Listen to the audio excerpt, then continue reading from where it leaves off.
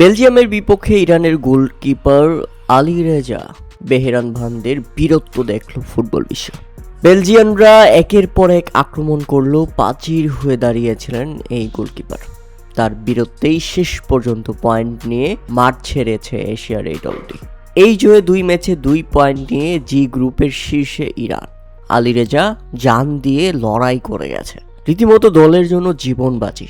নিজের সর্বোচ্চ দিয়ে গোলবারটা রক্ষা করে রেখেছেন তিনি।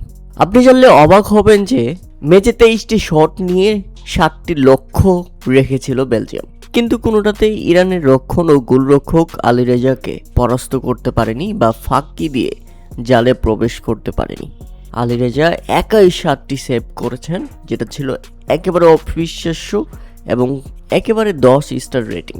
তাদের পরপর 2 ম্যাচ ড্র করলো বেলজিয়াম। আগের ম্যাচে নিউজিল্যান্ডের বিপক্ষে পরপর 2বার পিছিয়ে থেকেও 2-2 গোলে ড্র করার পর লস অ্যাঞ্জেলেসে রুখে দিল শক্তিশালী বেলজিয়ামকে। ইরানের অসাধারণ রক্ষণ ও দুর্গের কল্যাণে ম্যাচটি শেষ পর্যন্ত গোল শূন্যে ড্র হয়েছে। তবে আমি যদি বলি, ইরানের গোলকিপার আলী রেজা, যার জীবন কাহিনী যে কোনো সিনেমার গল্পকেও হার মানাবে। আলী রেজার জন্ম ইরানের এক দরিদ্র পরিবারে। ছোটবেলায় তিনি ভেড়া চড়াতেন।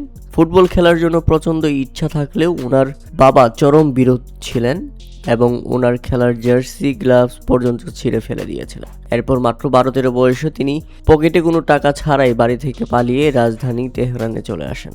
তেহরানে এসে ওনার থাকার জন্য জায়গা ছিল না। ফুটবল ক্লাবের ট্রায়াল দেওয়ার পাশাপাশি তিনি বেঁচে থাকার জন্য রাস্তা পরিষ্কার ও ঝাড়ু দেওয়ার কাজ করেছিলেন। একটি গাড়ির গ্যারেজে গাড়ি ধোয়া মোছার কাজ করতেন। লম্বা গড়ন হওয়ার কারণে বড় বড় দামি গাড়ি পরিষ্কারের কাজ ওনাকেই দেওয়া হতো। একটি পিৎজার দোকানেও কাজ করার অভিজ্ঞতা আছে তার। কাপড় কারখানাতেও কাজ করেছেন। এমন একদিন গেছে, তিনি তেহরানের ফুটবল ক্লাবের গেটের সামনে ফুটপাতে ঘুমাতেন আর মানুষ ওনাকে ভিক্ষুক বলে টাকাও ফেলে যেত।